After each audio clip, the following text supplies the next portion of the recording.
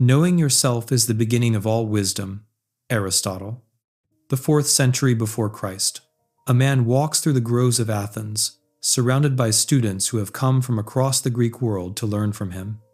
His name is Aristotle, and unlike his teacher Plato, who gazed upward toward eternal forms beyond this world, Aristotle's eyes are fixed firmly on the earth beneath his feet. He studies everything: animals, plants, the movements of the stars, the structure of tragedy, the nature of friendship, and the constitutions of city-states. But above all, he studies human beings, what we are, what we might become, and the vast distance between these two states. In his Nicomachean Ethics, named for his son Nicomachus, Aristotle wrote that there are 2 kinds of virtue: moral virtue and intellectual virtue. We hear much about the moral virtues: courage, temperance, justice, and generosity. These are the qualities of character that we admire in others and hope to cultivate in ourselves. But Aristotle insisted that the moral virtues, crucial as they are, cannot function properly without a specific intellectual virtue, a form of wisdom that stands as the crown jewel of human excellence. He called it Phronesis, and without it, he argued, all the other virtues become distorted or impotent. The word phronesis is often translated as practical wisdom or prudence, but these English terms fail to capture its full significance. Phronesis is not mere cleverness or calculation.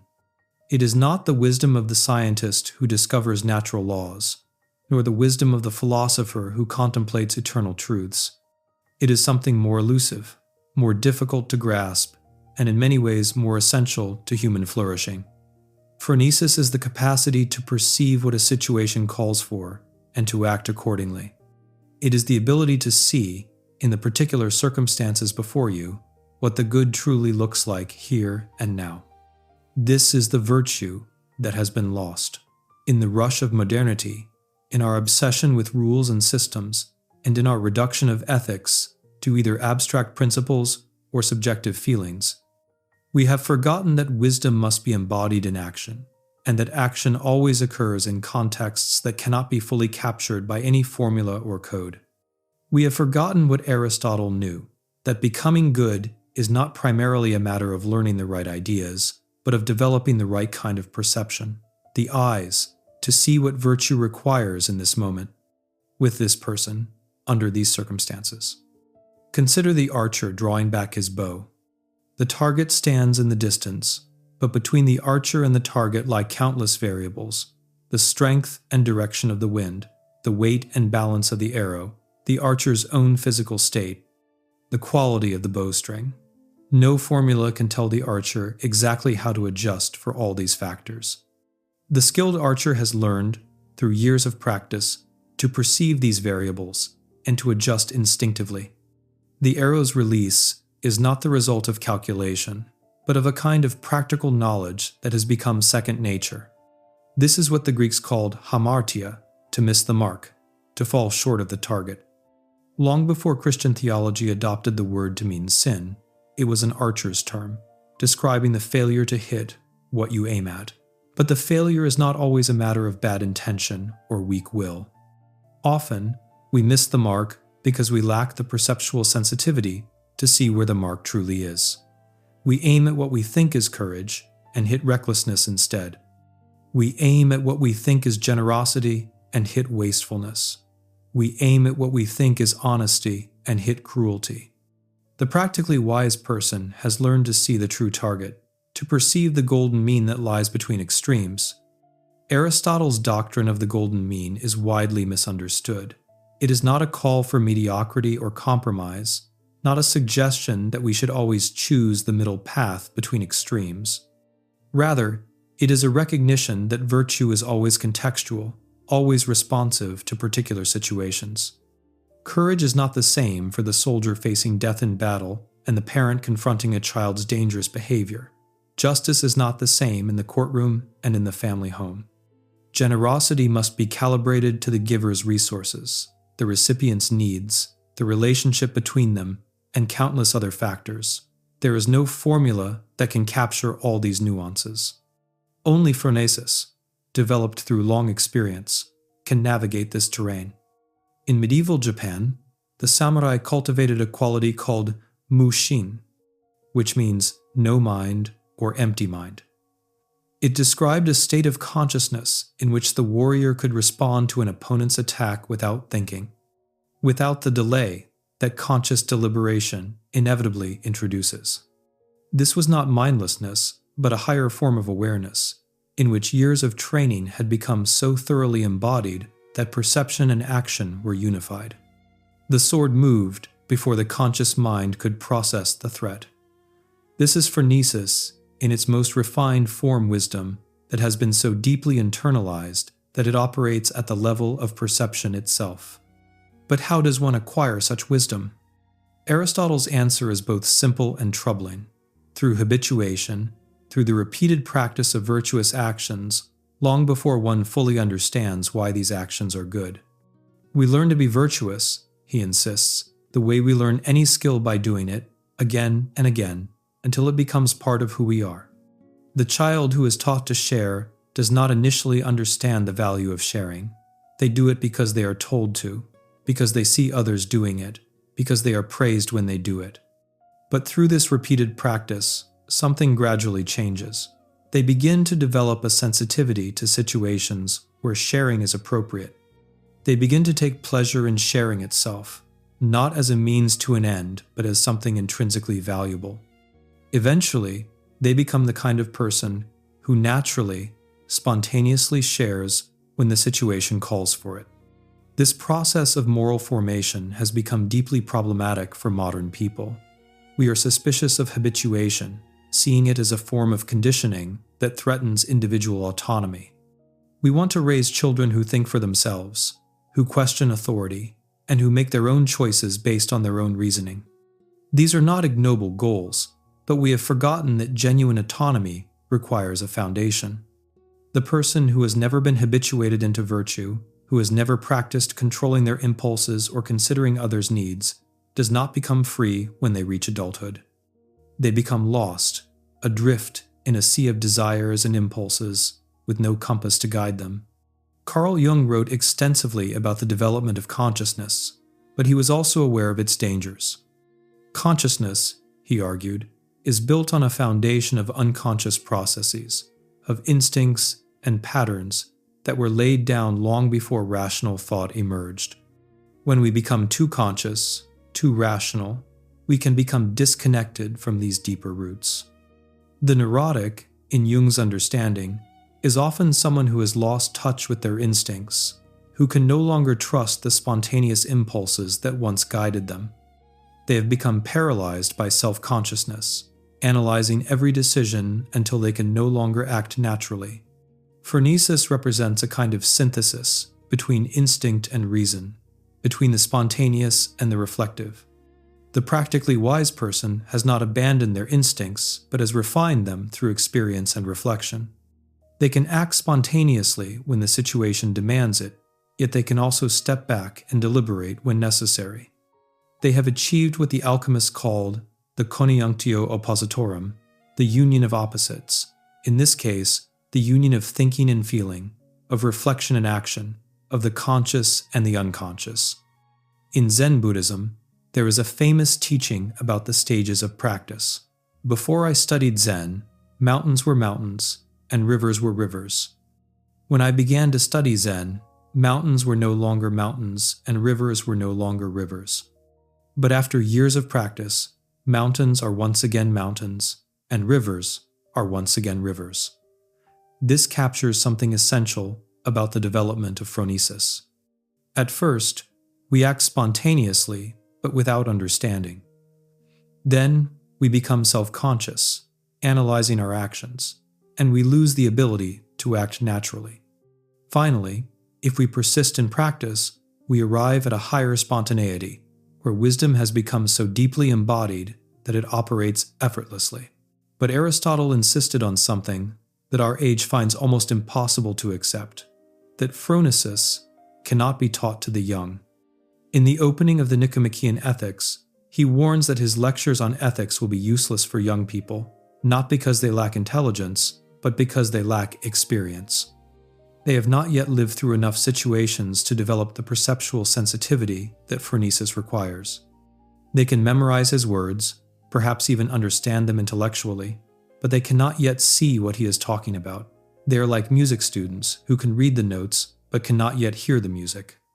This is a profound challenge to our educational system, which assumes that knowledge can be transmitted through instruction, that if we simply explain the right ideas clearly enough, students will grasp them and be able to apply them. But the most important forms of knowledge, practical wisdom, moral perception, and aesthetic sensitivity, cannot be transmitted this way. They must be developed through practice and experience, through what the medieval craftsmen called apprenticeship. The master craftsman did not primarily teach through explanation, but through demonstration. The apprentice watched the master work, tried to imitate what they saw, failed, tried again, and gradually developed the eye and the hand that the craft required. The relationship between master and apprentice was not primarily one of instruction, but of formation. The master was not just teaching skills, but shaping a person, helping the apprentice become the kind of person who could do this kind of work. This model of education has largely disappeared from modern life. We have replaced apprenticeship with classroom instruction, demonstration with explanation, and formation with information. We measure learning through tests that assess propositional knowledge, knowledge that can be stated in words and evaluated objectively, but the most important forms of wisdom cannot be captured in propositions. They are what the philosopher Michael Polanyi called tacit knowledge, knowledge that we have but cannot fully articulate, knowledge that shows itself in our actions rather than our words. The practically wise person knows more than they can tell.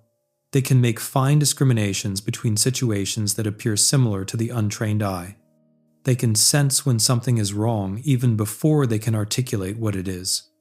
They have what we call good judgment, which is not a mysterious faculty, but the result of long experience in paying attention to situations and their outcomes. But this judgment cannot be reduced to rules or principles. It is, as Aristotle recognized, a kind of perception.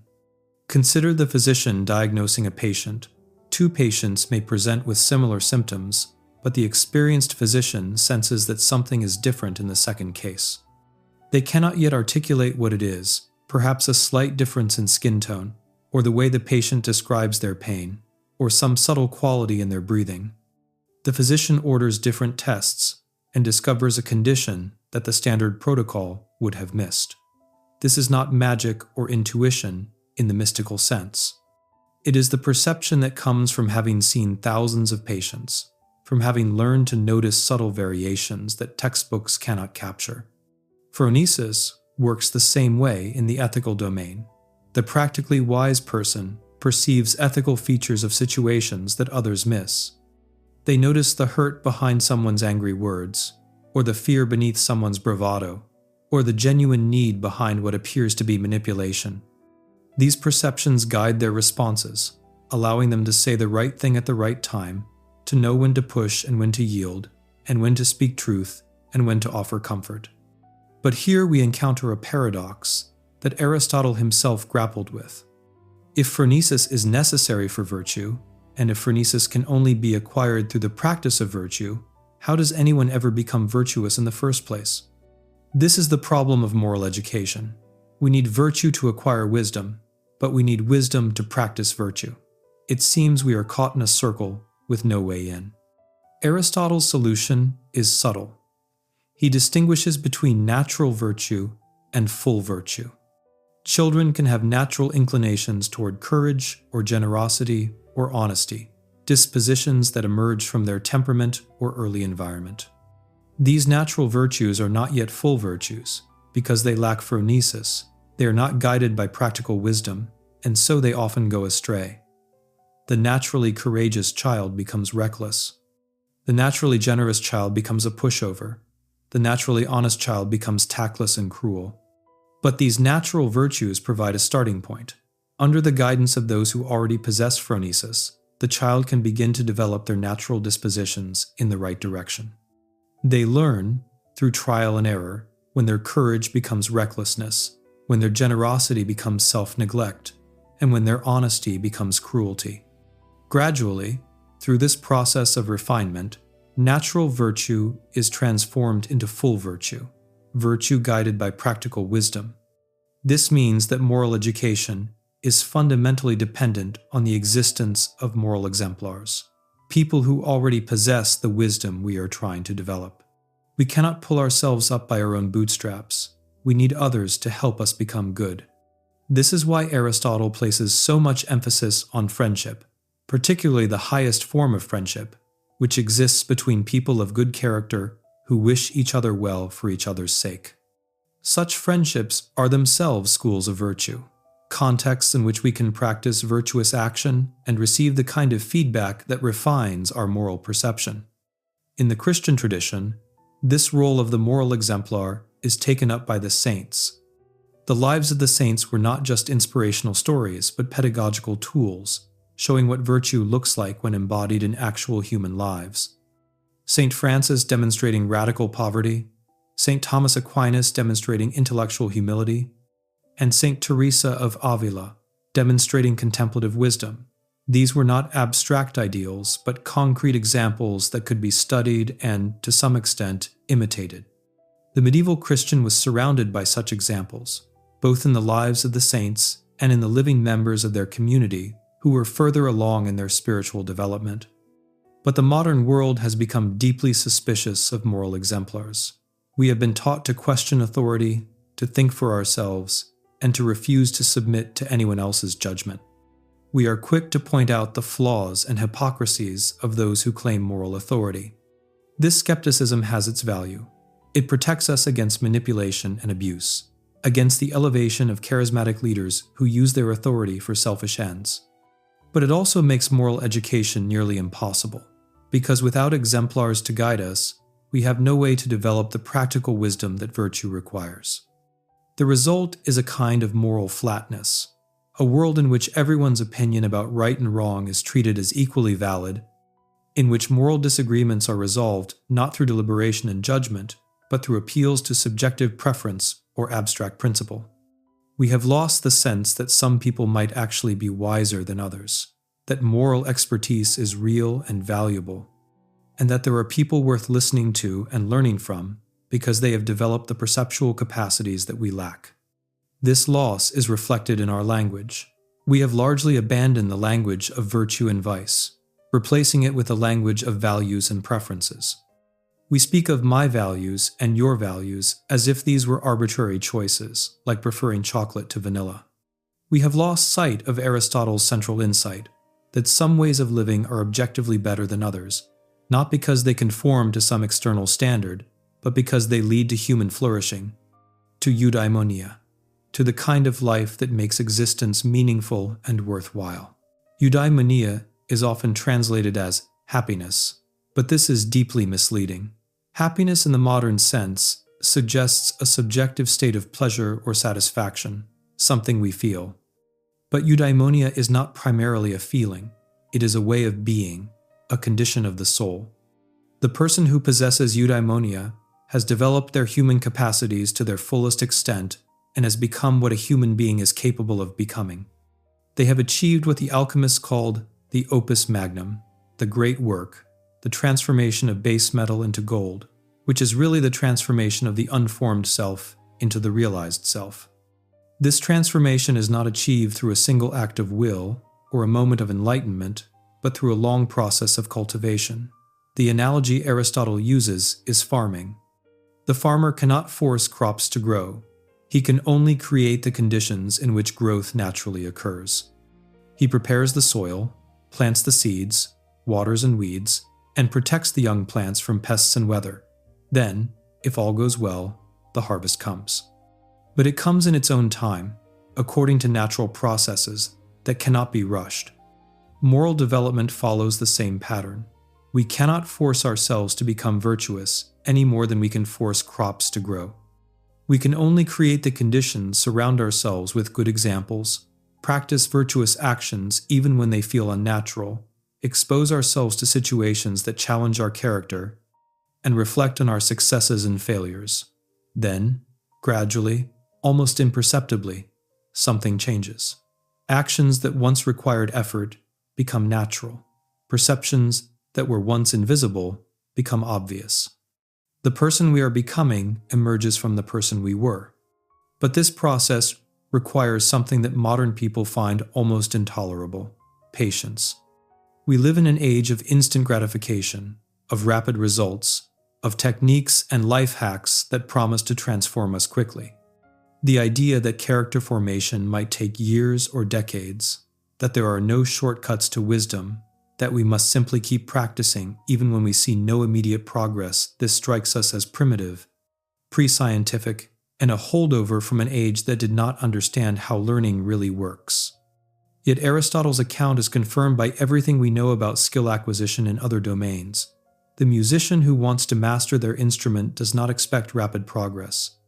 They know that thousands of hours of practice lie ahead, that there will be long plateaus where nothing seems to improve, and that only persistent effort over years will yield mastery. The martial artist, the dancer, the surgeon, and the chess player all accept that excellence in their domain requires long apprenticeship, patient practice, and willingness to fail and try again. Why, then, do we expect moral development to work differently? Why do we think that character can be formed quickly, that wisdom can be acquired without long experience, and that we can become good simply by deciding to be good? This is the great self-deception of our age, the fantasy that we can have virtue without the slow, patient work that virtue requires. In Dante's Purgatorio, the souls climbing the mountain must pass through terraces corresponding to the 7 deadly sins, but they do not simply confess their sins and move on. They must remain on each terrace, performing penances that mirror their sins, until the desire for that sin has been purged from their souls. The proud must carry heavy stones that force them to look downward. The envious have their eyes sewn shut, the wrathful walk in blinding smoke. This is not arbitrary punishment, but a process of transformation, a retraining of desire and perception that cannot be rushed.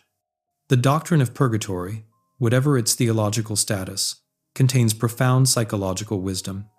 It recognizes that character change is not instantaneous, that even sincere repentance does not immediately transform us, that we must undergo a process of purification that takes time and involves real suffering. The pain is not punishment for its own sake, but the necessary cost of transformation, the price of becoming someone different than who we are. Jung called this process individuation, and he insisted that it could not be accomplished without confronting what he called the shadow, all those aspects of ourselves that we have rejected or denied, that we project onto others, or that we repress into the unconscious.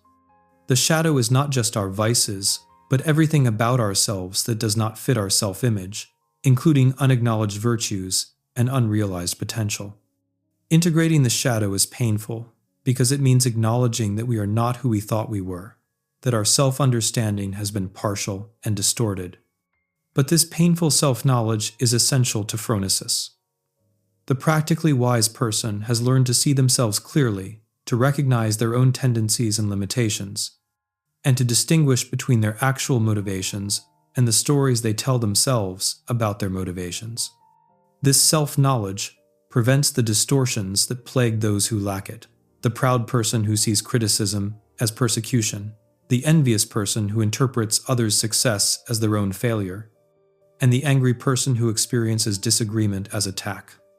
Self-knowledge is also necessary for recognizing our projections, those moments when we attribute to others qualities that actually belong to ourselves.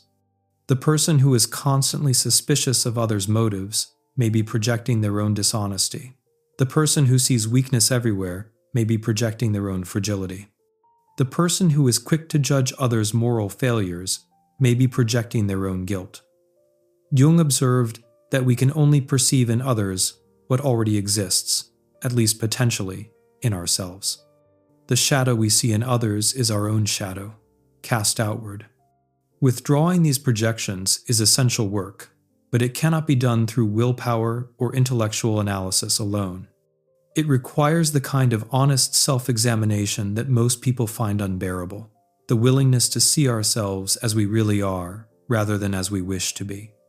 This is why confession played such an important role in Christian practice, and why psychoanalysis, which Jung called the secular confessional, serves a similar function.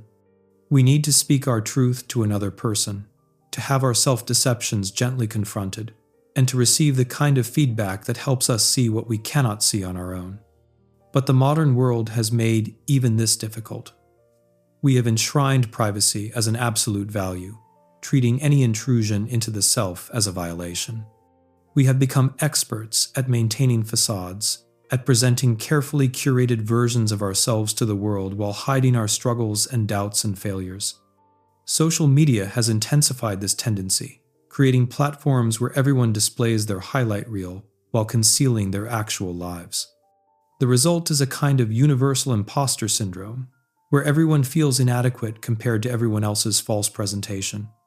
This lack of honest self-disclosure has devastating effects on moral development.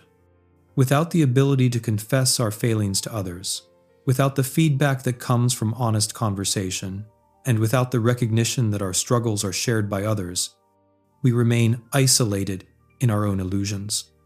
We cannot develop the self-knowledge that Phronesis requires, cannot learn to see ourselves clearly, and cannot distinguish between our actual character and our idealized self-image. Aristotle recognized that we cannot become virtuous alone. We need others not just as moral exemplars, but as mirrors, reflecting back to us aspects of ourselves that we cannot see directly. This is why he placed such emphasis on friendship, particularly the kind of friendship that involves mutual concern for each other's moral development. True friends tell us hard truths about ourselves, challenge our rationalizations, and call us to account when we fall short of our ideals. But they do this from love, from genuine care for our well-being, not from judgment or superiority. Such friendships have become rare in modern life. We have many acquaintances, many people we interact with casually, and many connections on social media. But how many genuine friends do we have in Aristotle's sense, people who know us deeply, who care about our character development, and who will tell us uncomfortable truths because they want us to flourish? For most people, the answer is very few or none. We have replaced depth with breadth, intimate knowledge with casual familiarity, and transformative friendship with pleasant companionship. This is not just a loss of social connection, but a loss of one of the primary means through which Phronesis develops. Without friends who can help us see ourselves clearly, who can provide feedback on our judgments and actions, and who can serve as sounding boards for our moral deliberations, we are left to navigate the ethical life alone. And alone, we are likely to go astray, to fall into patterns of self-deception, and to mistake our rationalizations for genuine moral reasoning. The practically wise person has learned to recognize these patterns of self-deception. They know how the mind tricks itself, how it justifies what it wants to do, and how it reframes selfishness as principle and cowardice as prudence. They have developed what the Christian tradition called discernment of spirits, the ability to distinguish between genuine moral intuitions and the whispers of pride, envy, lust, or fear disguised as moral reasoning. This discernment is not primarily intellectual, but experiential, learned through repeated encounters with their own capacity for self-deception. In the desert tradition of early Christianity, the monks spoke of logismoi thoughts, or mental patterns that disturb the soul and lead it away from God. These were not just occasional temptations, but persistent patterns of thinking that could dominate consciousness if not recognized and resisted. The monk Evagrius Ponticus identified 8 primary logismoi, which later became the 7 deadly sins. But for Evagrius, these were not primarily moral categories, but psychological observations. He was describing patterns he had observed in himself and others, ways that the mind habitually distorts reality in service of ego gratification. The practically wise person has learned to recognize these patterns in themselves. They know how pride distorts their perception, making them oversensitive to slight and unable to acknowledge error. They know how envy colors their view of others' success, making it impossible to rejoice with those who rejoice. They know how anger blinds them to others' perspectives, making every disagreement feel like an attack. This self-knowledge does not eliminate these tendencies, they remain part of human nature, but it allows the person to compensate for them to question their own judgments when they know these patterns are active. But perhaps the most important thing the practically wise person has learned is how to bear uncertainty. In the Nicomachean Ethics, Aristotle emphasizes that ethics is not an exact science like mathematics. We cannot hope for the same level of precision and certainty in ethical matters that we find in geometry or arithmetic. Ethical situations are particular and variable, influenced by countless factors that cannot be fully anticipated or controlled. The practically wise person must be comfortable acting in conditions of uncertainty, making judgments when not all the relevant information is available, and choosing between options when none is clearly superior. This tolerance for ambiguity is difficult to cultivate, especially in a culture that prizes certainty and decisiveness. We want clear answers, definitive solutions, and policies and procedures that can be applied mechanically without the need for judgment. But Aristotle insists that this desire for certainty in ethics is misguided. Virtue cannot be reduced to rules precisely because situations are too variable, too complex, and too dependent on context for any rule to capture all relevant considerations. This does not mean that anything goes, that all judgments are equally valid, or that ethics is merely subjective. The practically wise person's judgments are not arbitrary. They are based on extensive experience and refined perception, but they remain judgments, not calculations. Two people with equal practical wisdom might reasonably disagree about what a particular situation calls for, not because one of them is wrong, but because they are weighing different considerations, bringing different experiences to bear, and perceiving different features of the situation as salient. This is why Aristotle says that in ethics, we must be content with rough outlines, rather than precise specifications. We can describe virtue in general terms. Courage is the mean between cowardice and recklessness. Generosity is the mean between stinginess and wastefulness, but these general descriptions cannot tell us exactly what to do in any particular case. That requires phronesis, the practical wisdom that perceives what this situation, with this person, at this moment, truly demands. The loss of this understanding has led to two opposite but equally problematic tendencies in modern ethical life. On one side, we find moral absolutism, the attempt to reduce ethics to a set of exceptionless rules that can be applied mechanically in all situations. This approach offers certainty, but at the cost of wisdom. It cannot handle the complexity and variability of real situations, cannot accommodate the legitimate conflicts between different goods, and cannot capture the contextual nature of virtue. The moral absolutist becomes rigid, unable to see that what looks like courage in one situation might be recklessness in another, that what serves justice in one context might create injustice in another. On the other side, we find moral relativism, the claim that all ethical judgments are merely subjective and that there is no objective basis for preferring one course of action over another. This approach preserves flexibility, but at the cost of guidance.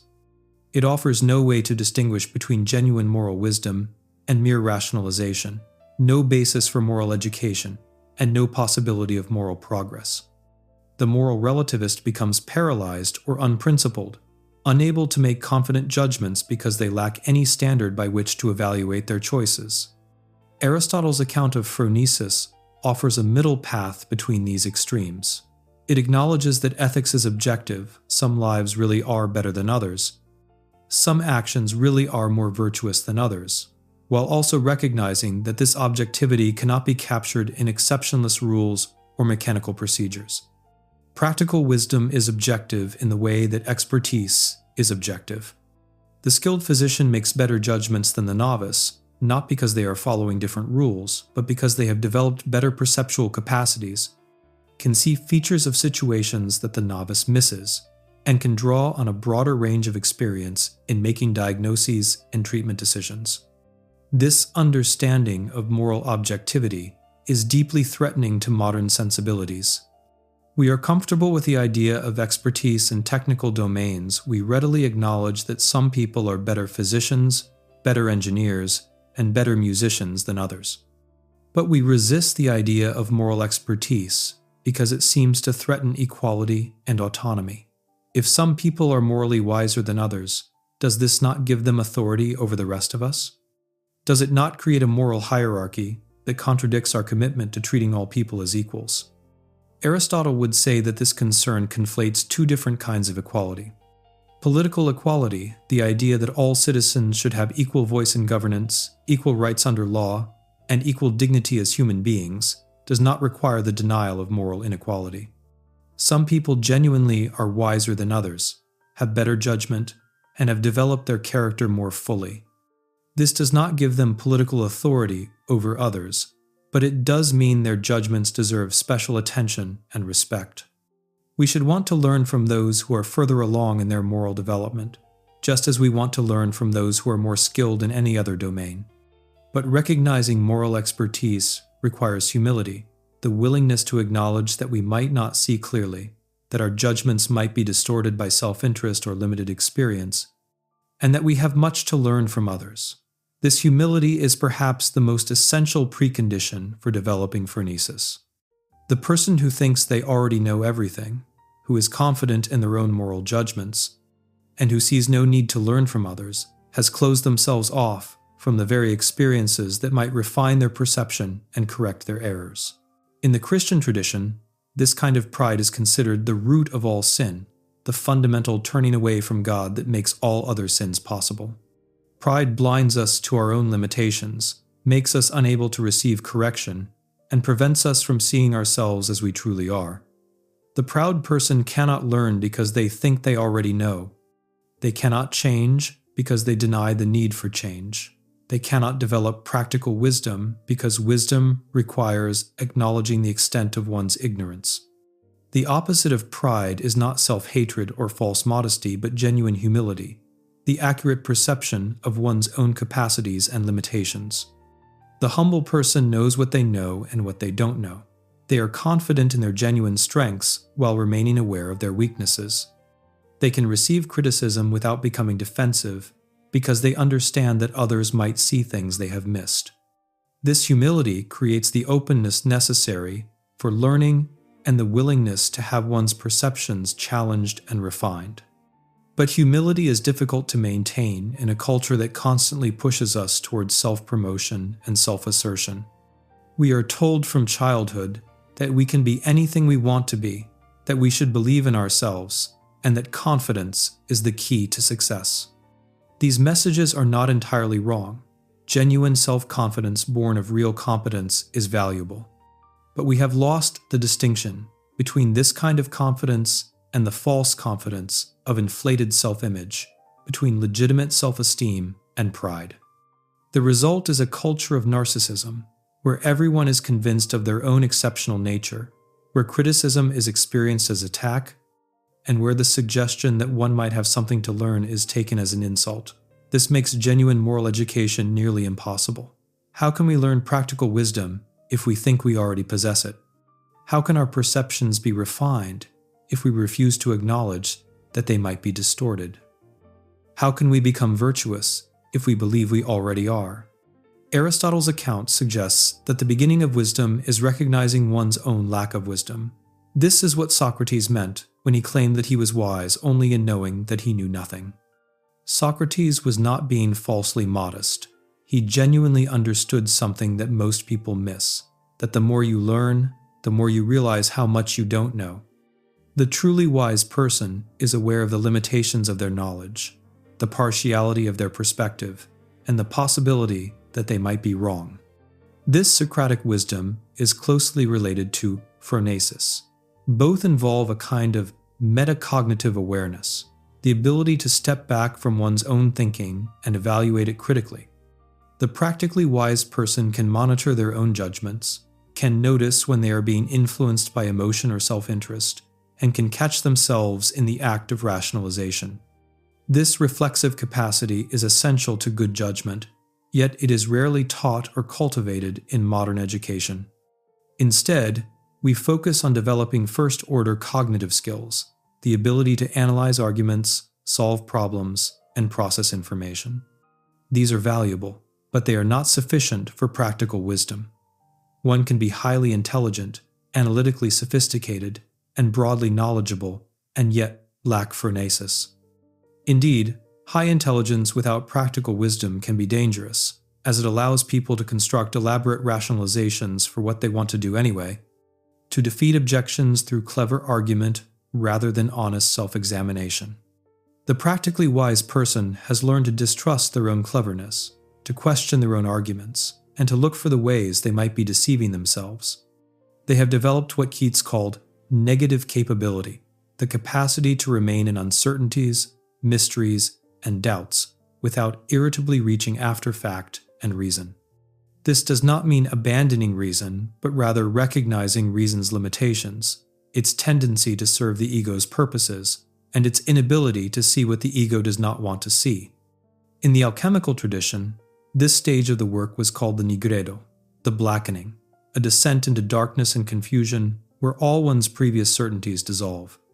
The alchemist had to endure this chaos without trying to escape it prematurely, trusting that from the dissolution of the old forms, something new could emerge. This is the dark night of the soul that mystical writers describe, the period of desolation where God seems absent and all previous consolations have been stripped away.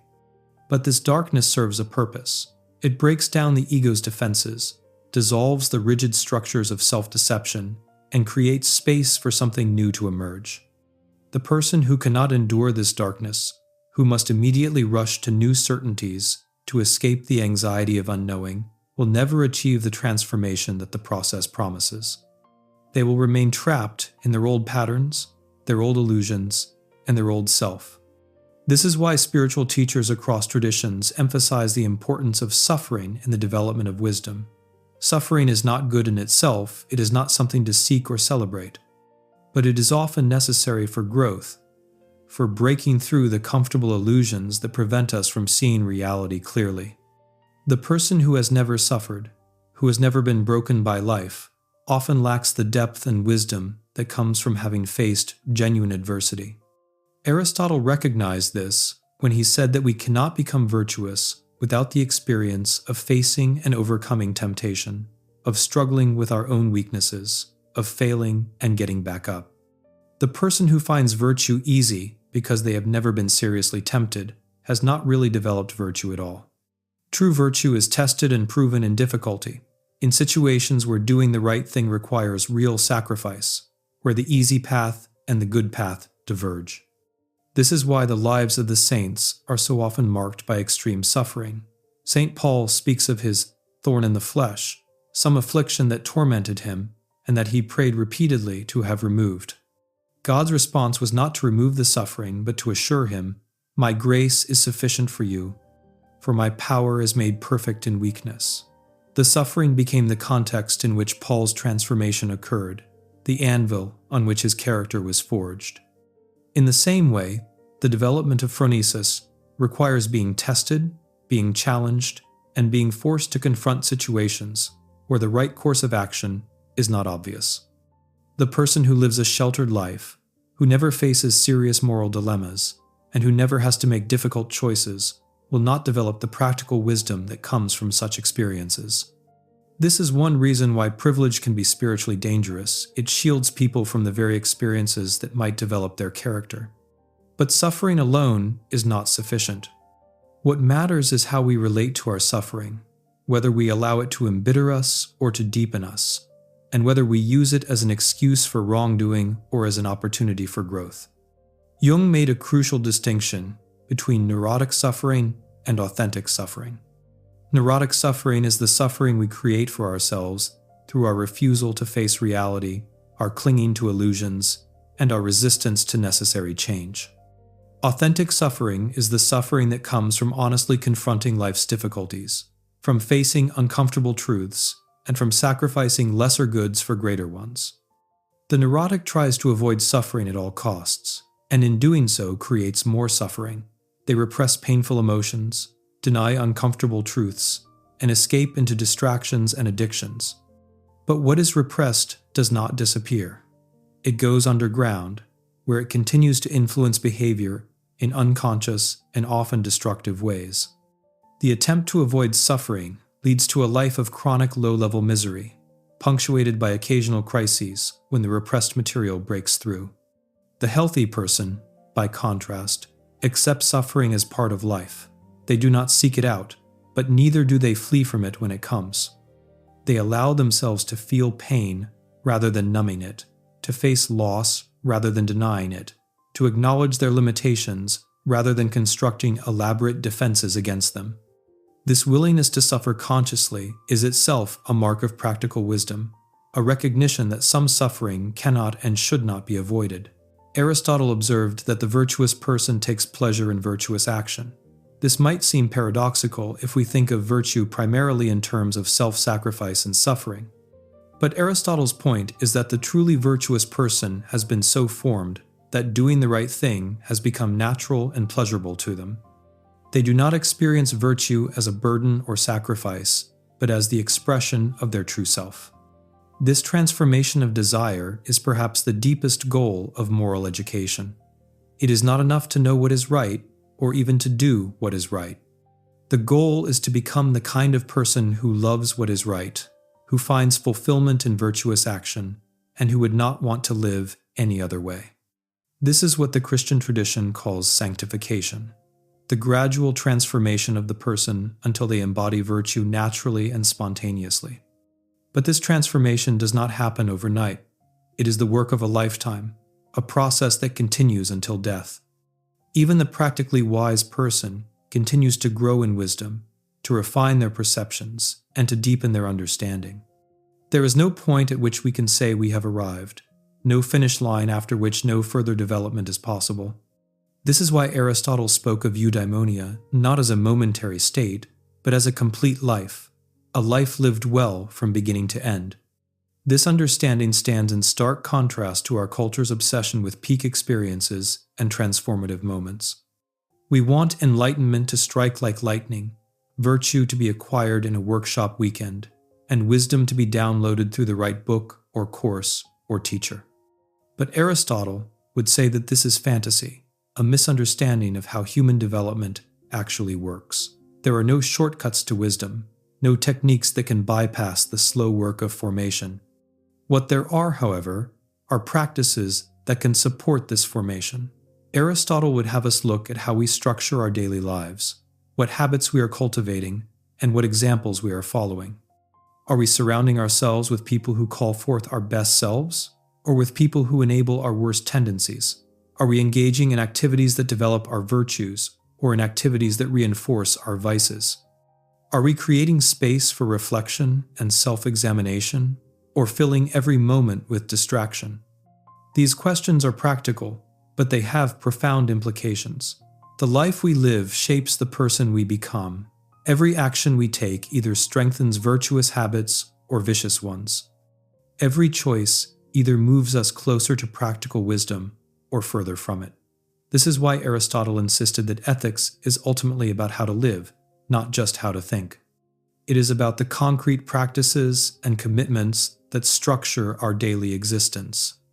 In monastic traditions, this understanding led to the development of the rule of life, a structured way of living designed to support spiritual development. The Benedictine monk follows a daily schedule of prayer, work, and study, not as arbitrary requirements, but as practices that shape consciousness and character over time. The repetition is the point. Through doing the same things day after day, year after year, the monk is gradually transformed. Modern people often find such repetition stultifying, evidence of a life unlived. We prize novelty, variety, and spontaneity. We resist routine as boring and oppressive. But this resistance may reflect our immaturity rather than our freedom. The practically wise person understands that freedom comes not from constant novelty, but from the mastery that repetition makes possible. The musician who practices scales for thousands of hours achieves a freedom of expression impossible for the novice. The monk who prays the same prayers for decades achieves a depth of communion impossible for the dabbler. This is the paradox that our age cannot seem to grasp, that discipline creates freedom, that constraint enables flourishing, and that submission to practice liberates rather than oppresses. We have been sold a false vision of freedom as the absence of constraint, the ability to do whatever we want, whenever we want. But this is not freedom. It is slavery to impulse and circumstance. True freedom comes from developing the character and wisdom that allow us to do what is truly good, not just what we happen to desire in the moment. Phronesis is the virtue that makes this freedom possible.